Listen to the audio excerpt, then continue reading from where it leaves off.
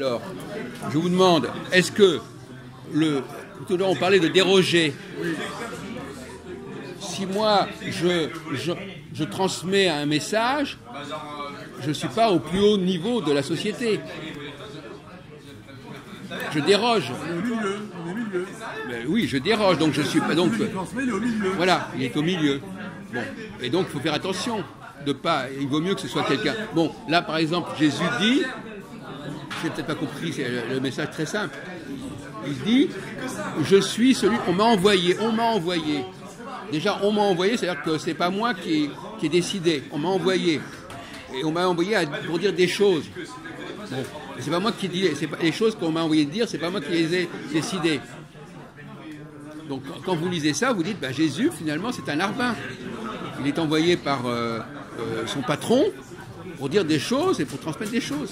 Et Moïse aussi, quand il est envoyé vers le peuple hébreu, il est envoyé par le patron. Patron, c'est-à-dire le patron, vous savez que le mot patron, ça vient de pater. Le patron m'a envoyé, donc qu'est-ce qu'il répond? C'est comme si vous disiez, oui, j'ai fait je suis venu vous délivrer un message. Moi, vous savez, je fais ce qu'on me dit. On m'a demandé de délivrer ce message, je délivre le message.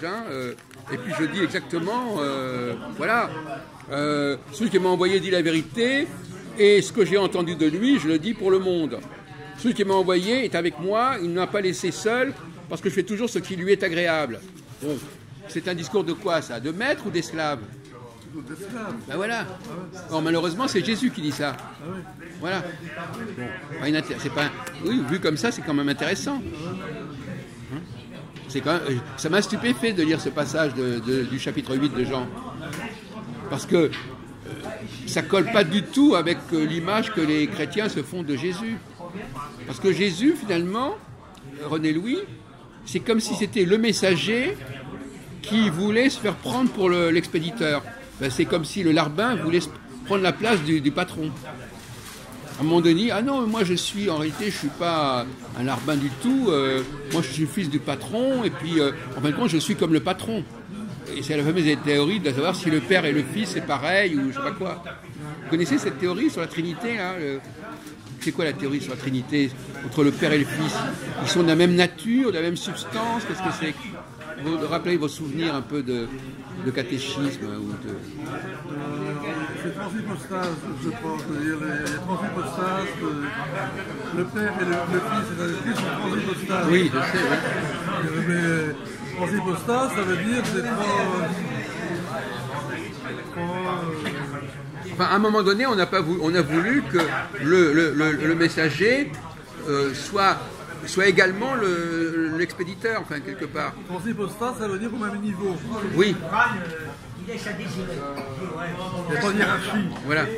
Il n'y a pas de hiérarchie. En théologie catholique, il n'y a pas de hiérarchie entre le Père, le Fils et l'Esprit. C'est ça. Donc, ça colle pas avec ce qu'on vient de lire. Non.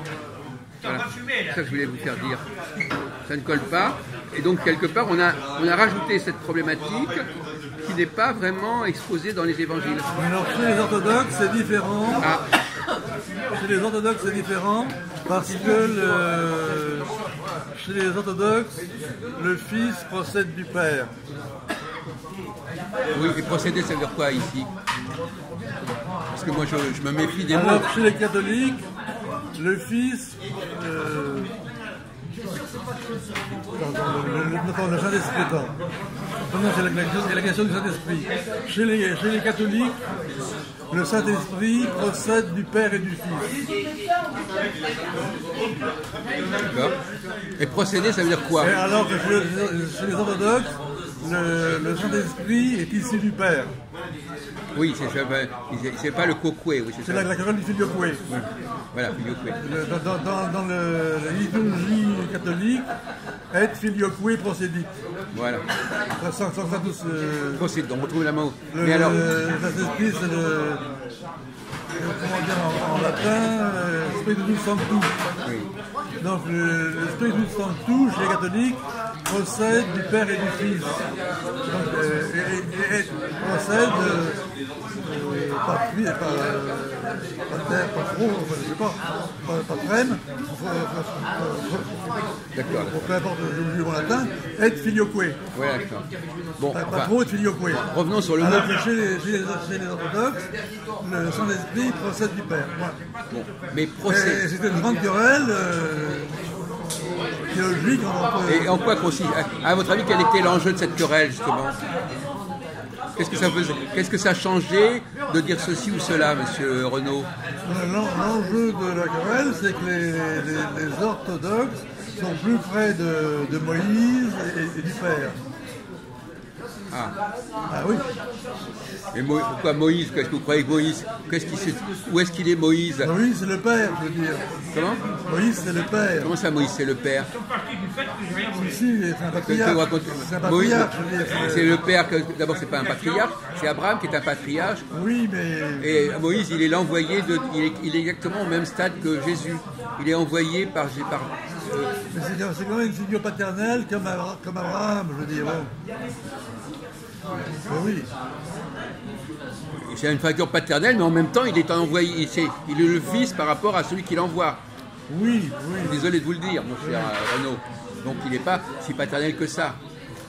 De même que Jésus n'est pas si paternel que ça. Non, ce sont des envoyés. Un envoyé n'est pas le Père. Et même les prophètes sont envoyés. Moïse est envoyé vers le peuple hébreu par le Dieu. Donc il est pas le Père. Même s'il peut vous considérer qu'il est en tant qu'envoyé, il peut être le Père. Enfin, on peut discuter indéfiniment là-dessus. Mais il n'est pas le Père. Oui, mais tout ça, moi, ça ne me passionne pas. Non, mais vous dites des choses, c'est tout. Moi, je vous corrige. Oui. Ça me